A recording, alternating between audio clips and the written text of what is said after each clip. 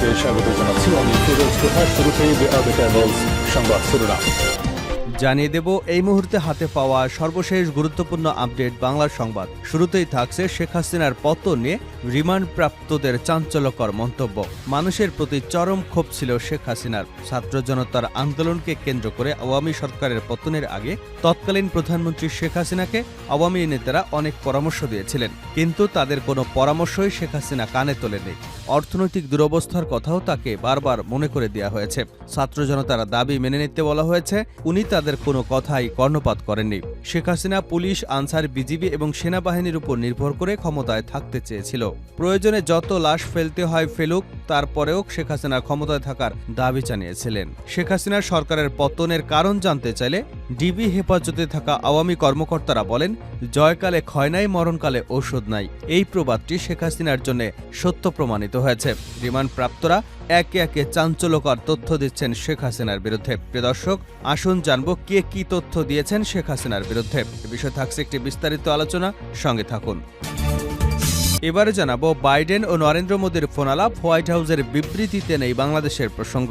মার্কিন president Joe Biden ও ভারতের প্রধানমন্ত্রী নরেন্দ্র মোদী বিভিন্ন পরিস্থিতি নিয়ে ফোনে কথা বলেছেন। দুই রাষ্ট্রপ্রধানের এই ফোনালাপে বাংলাদেশের প্রসঙ্গ নিয়ে আলোচনা হয়েছে, এমনটি জানিয়ে সোমবার রাতে নিজের এক্স হ্যান্ডেলে টুইট করেন নরেন্দ্র মোদী। কিন্তু হোয়াইট হাউসের বিবৃতিতে নেই বাংলাদেশের প্রসঙ্গটি। এদিকে র্যাবের বিলুপ্তির দাবি হিউম্যান রাইটস ওয়াচের। র্যাপিড অ্যাকশন ব্যাটালিয়নকে বিলুপ্ত করবার দাবি জানিয়েছে নিউ ইয়র্ক ভিত্তিক আন্তর্জাতিক মানবাধিকার সংস্থা হিউম্যান রাইটস ওয়াচ। মঙ্গলবার মানবাধিকার সংস্থাটির বরাত দিয়ে এ তথ্য জানিয়েছে বিবিসির প্রতিবেদনে বলা হয়, হিউম্যান রাইটস ওয়াচের পক্ষ থেকে বাংলাদেশের অন্তর্বর্তী সরকারের প্রধান উপদেষ্টা অধ্যাপক মোহাম্মদ ইউনূসের কাছে র্যাব বিলুপ্ত করবার আহ্বান জানিয়ে একটি খোলা চিঠি দেওয়া হয়েছে। এই চিঠি সংস্থাটি তাদের ওয়েবসাইটে প্রকাশ করেছে। জানাবো ভারত, চীন, যুক্তরাষ্ট্রকে পাশে চায় অন্তর্বর্তী সরকার।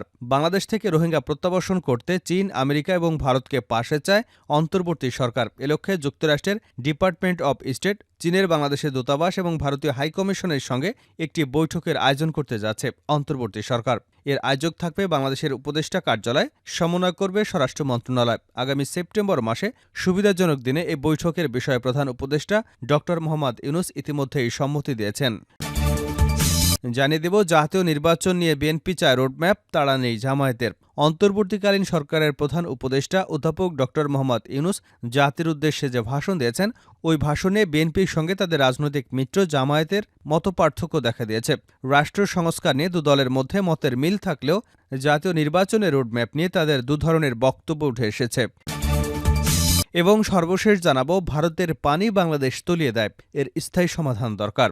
ইসলামী আন্দোলন বাংলাদেশের জ্যেষ্ঠ নায়েবে আমির মুফতি সৈয়দ মোহাম্মদ ফয়জুল করিম বলেছেন, প্রতি বছর ভারত থেকে আসা পানি বাংলাদেশকে তলিয়ে দেয়, এর স্থায়ী সমাধান দরকার। তবে অস্থির হলে চলবে না, ধৈর্য ধরতে হবে। এতক্ষণ শিরোনাম শুনছিলেন, এবার বিস্তারিত। প্রিয় দর্শক, আপনি যদি এই চ্যানেলে নতুন হয়ে থাকেন, ভিডিওটি দেখতে দেখতে চ্যানেলটি সাবস্ক্রাইব করে আমাদের সঙ্গে থাকুন। আর এই ভিডিও সম্পর্কে আপনি আপনার মূল্যবান মতামতটি কমেন্ট বক্সে জানিয়ে দিন। আর হ্যাঁ প্রিয় দর্শক, জানিয়ে দিন ভিডিওটি কোথা থেকে দেখছেন।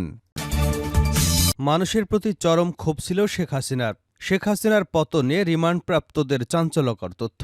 ছাত্র জনতার আন্দোলনকে কেন্দ্র করে আওয়ামী লীগ সরকার পতনের আগে তৎকালীন প্রধানমন্ত্রী শেখ হাসিনাকে আমরা অনেকবার পরামর্শ দিয়েছিলাম, তিনি আমাদের কোনো কথাই শোনেননি। অর্থনৈতিক দুরবস্থা তাকে বারবার মনে করে দিয়েছি। ছাত্র জনতার দাবি মেনে নিতে বলেছি, উনি আমাদের কোনো কথায় কর্ণপাত করেননি। তিনি পুলিশ, আনসার, বিজিবি এবং সেনাবাহিনীর উপর নির্ভর করে ক্ষমতায় থাকতে চেয়েছিলেন।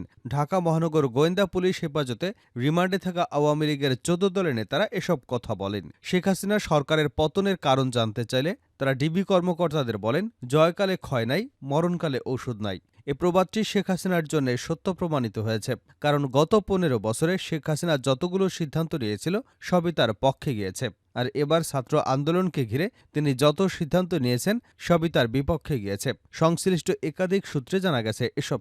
14 দলের শরিক ওয়ার্কার্স পার্টির সভাপতি ও সাবেক মন্ত্রী রাশেদ খান মেনন ডিবিকে বলেছেন, ১৯৭৫ সালে জাতির পিতা শেখ মুজিবুর রহমানকে সপরিবারে হত্যার কারণে এদেশের মানুষের প্রতি চরম ক্ষোভ ছিল শেখ হাসিনার। তাই তার আচরণ এমন ছিল যে দেশের মানুষ মরুক বা বাঁচুক এ নিয়ে তার কোনো মাথা ব্যথা নেই। তিনি শুধু চেয়েছিলেন তার ক্ষমতা।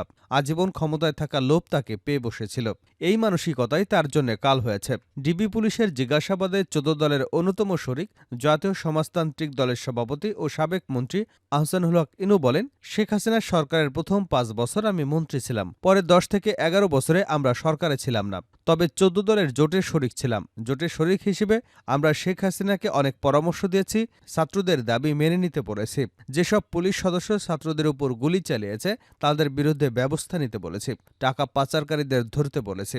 উনি চীন সফরে যাবার আগে বেশ কিছু পরামর্শ দিয়েছিলাম, আমাদের কোনো পরামর্শই উনি কানে নেননি। ইনু ডিবিকে বলেন, ঢাকা বিশ্ববিদ্যালয়ে এক ছাত্রীকে উদ্দেশ্য করে শেখ হাসিনা বলেছিলেন সে কোটায় বিশ্ববিদ্যালয়ে ভর্তি হয়েছে, অথচ কোটার বিরোধিতা করে, তাহলে সে বিশ্ববিদ্যালয়ে ছাত্রত্ব বাতিল করে রাস্তায় নামুক। এভাবে তার কথা বলা ঠিক হয়নি। ইনু আরও বলেন, ছাত্র আন্দোলন দমনের বিষয়ে আওয়ামী লীগের সাধারণ সম্পাদক ওবায়দুল কাদের বলেছিলেন তাদের দমাতে ছাত্রলীগই যথেষ্ট। এই মন্তব্যটি ছাত্র জনতার উপর বিরূপ প্রতিক্রিয়া সৃষ্টি করেছিল। গুম খুনসহ অনেক স্পর্শকাতর বিষয়ে জিজ্ঞাসাবাদ করা হয় ন্যাশনাল কমিউনিকেশন মনিটরিং সেন্টারের সাবেক মহাপরিচালক মেজর জেনারেল অবসরপ্রাপ্ত জিয়াউল হাসানকে। ডিবির জিজ্ঞাসাবাদে তিনি বলেন, আমি নিজ উদ্যোগে কিছুই করিনি, আমাকে যেভাবে নির্দেশনা দেওয়া হয়েছে আমি সেভাবেই কাজ করেছি। আমার কাছে নির্দেশনা আসতো একেবারে শীর্ষ পর্যায় থেকে। কিছু কিছু বিষয়ে সাবেক স্বরাষ্ট্রমন্ত্রী আসাদুজ্জামান খান কামাল নির্দেশনা দিতেন। নারায়ণগঞ্জের ৭ খুনের বিষয়ে তিনি বলেন, এক্ষেত্রে সব দোষ আওয়ামী লীগের প্রেসিডিয়াম সদস্য মোফাজ্জল হোসেন চৌধুরীর মায়ার মেয়ের জামাই তারেক সাইদের। ওই সময় র্যাব ১১ এর কমান্ডিং অফিসার ছিলেন তারেক সাইদ। মন্ত্রীর মেয়ের জামাই হবার কারণে ওই সময় তার উপরে কেউ কথা বলতে পারতেন না। জিয়াউল আহসান বলেন, নারায়ণগঞ্জ থেকে একসঙ্গে ৭ জন নিখোঁজ হবার পরপরই তাদের খুঁজে বের করতে আমরা দায়িত্ব দিয়েছিলাম তৎকালীন র্যাবের মহাপরিচালক মোখলেসুর রহমান। প্রথম দিকে র্যাব ১১ কয়েকজন আমার সাথে ৭ খুনের বিষয়টি স্বীকার করেন, কিন্তু তারেক সাইদ স্বীকার করেনি। জিয়াউল আহসান ডিবিকে জানান, আওয়ামী লীগ নেতা শামীম ওসমানকে সুবিধা দিতে স্থানীয় আওয়ামী লীগ নেতাদের নির্দেশেই বহুল আলোচিত ৭ খুনের ঘটনা ঘটানো হয়েছিল। রিমান্ডে ডিবির জিজ্ঞাসাবাদে সাবেক তথ্য ও প্রযুক্তি প্রতিমন্ত্রী জুনাইদ আহমেদ পলক জানান, ছাত্র আন্দোলন চলাকালে জিয়াউল আহসানের পরামর্শেই ইন্টারনেট সংযোগ বিচ্ছিন্ন করা হয়। তবে জিয়াউল আহসান জানান, পলক নিজের ইচ্ছাতেই ইন্টারনেট বন্ধ করেছিল। আন্দোলনে পুলিশ এবং আনসার সহ আইনশৃঙ্খলা সংক্রান্ত অন্য বাহিনীর কিছু সদস্যের বাড়াবাড়ি ছিল বলেও জানিয়েছেন জিয়া। তিনি বলেন, এত দ্রুত যে সরকারের পতন হয়ে যাবে তা শেখ হাসিনা বুঝতে পারেনি, আমি নিজেও বুঝতে পারিনি।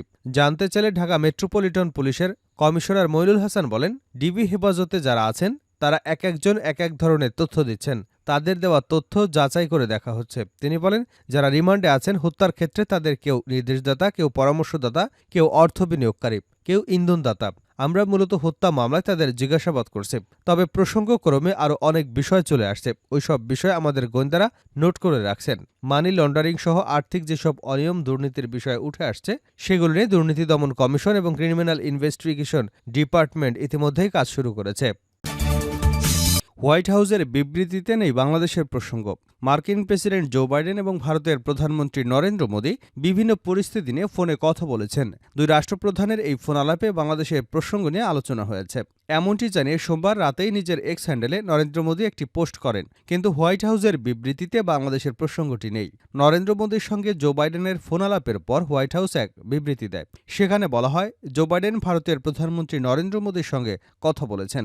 তাদের মধ্যে মোদীর সাম্প্রতিক পোল্যান্ড এবং ইউক্রেন সফরের পাশাপাশি সেপ্টেম্বরে জাতিসংঘের সাধারণ পরিষদের বৈঠক নিয়ে আলোচনা হয়। পোল্যান্ড এবং ইউক্রেন ঐতিহাসিক সফরের জন্য মোদীর প্রশংসা করেন বাইডেন। কয়েক দশকের মধ্যে ভারতীয় কোনো প্রধানমন্ত্রীর প্রথম সফর এটি।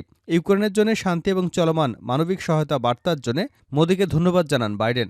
বিবৃতিতে আরও বলা হয়, দুই নেতা জাতিসংঘ সনদের ভিত্তিতে আন্তর্জাতিক আইন অনুযায়ী সংঘাতের শান্তিপূর্ণ সমাধানের জন্য তাদের অব্যাহত সমর্থনের প্রতিশ্রুতি দেন।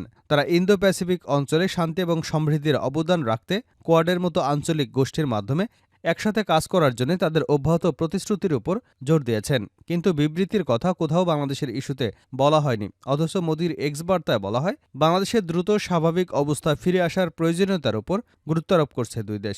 বাংলাদেশের আইনশৃঙ্খলা পরিস্থিতির উন্নতি এবং সংখ্যালঘু, বিশেষ করে হিন্দুদের সুরক্ষা ও নিরাপত্তা নিশ্চিত করার প্রয়োজনীয়তার উপর জোর দেন তারা। এক্স হ্যান্ডেলে নরেন্দ্র মোদী লেখেন, আজ মার্কিন প্রেসিডেন্ট বাইডেনের সঙ্গে ফোনে কথা হয়েছে। এ সময় ইউক্রেন পরিস্থিতি, আঞ্চলিক ও বৈশ্বিক নানা বিষয়ে আমরা বিশদে মত বিনিময় করেছি। ভারতের প্রধানমন্ত্রী আরও লেখেন, বাংলাদেশের পরিস্থিতি নিয়েও আমরা আলোচনা করেছি এবং দেশটিতে দ্রুত স্বাভাবিক অবস্থা ফিরিয়ে আনার প্রয়োজনীয়তার উপর জোর দিয়েছে। পাশাপাশি বাংলাদেশের সংখ্যালঘু, বিশেষ করে হিন্দুদের নিরাপত্তা নিশ্চিত করার বিষয়ে আলোচনা হয়েছে। র্যাবের বিলুপ্তির দাবি হিউম্যান রাইটস ওয়াচের। র্যাপিড অ্যাকশন ব্যাটালিয়নকে বিলুপ্ত করবার দাবি জানিয়েছে নিউইয়র্ক ভিত্তিক আন্তর্জাতিক মানবাধিকার সংস্থা হিউম্যান রাইটস ওয়াচ। মঙ্গলবার মানবাধিকার সংস্থাটির বরাত দিয়ে এ তথ্য জানিয়েছে বিবিসি। বিবিসির প্রতিবেদনে বলা হয়, হিউম্যান রাইটস ওয়াচের পক্ষ থেকে বাংলাদেশের অন্তর্বর্তী সরকারের প্রধান উপদেষ্টা অধ্যাপক মোহাম্মদ ইউনূসের কাছে র্যাব বিলুপ্ত করবার আহ্বান জানিয়ে একটি খোলা চিঠি দেওয়া হয়েছে। এই চিঠি সংস্থাটি তাদের ওয়েবসাইটে প্রকাশ করেছে। চিঠিতে বলা হয়েছে, বিগত সরকারের সময় র্যাব গুরুত্বপূর্ণ মানবাধিকার লঙ্ঘনের সঙ্গে জড়িত ছিল এবং এসব ঘটনার ক্ষেত্রে তাদের দায়মুক্তি ছিল। র্যাব প্রতিষ্ঠার পর থেকে যতগুলো মানবাধিকার লঙ্ঘনের ঘটনা ঘটেছে সেগুলোর তদন্ত করার আহ্বান জানিয়েছে মানবাধিকার সংস্থাটি। চিঠিতে শেখ হাসিনা সরকারের সময় ব্যাপক মানবাধিকার লঙ্ঘনের জন্য র্যাবকে অভিযুক্ত করা হয়েছে। র্যাবের পাশাপাশি প্রতিরক্ষা গোয়েন্দা মহাপরিদপ্তর বা ডিজিএফআইয়ের বিরুদ্ধে এ ধরনের অভিযোগ তোলা হয়েছে। বিবিসির প্রতিবেদনে আরও বলা হয়েছে, র্যাবের তুলনায় ডিজিএফের কর্মকাণ্ড আরও বেশি ধরাছোঁয়ার বাইরে, অর্থাৎ অপ্রকাশ্যে।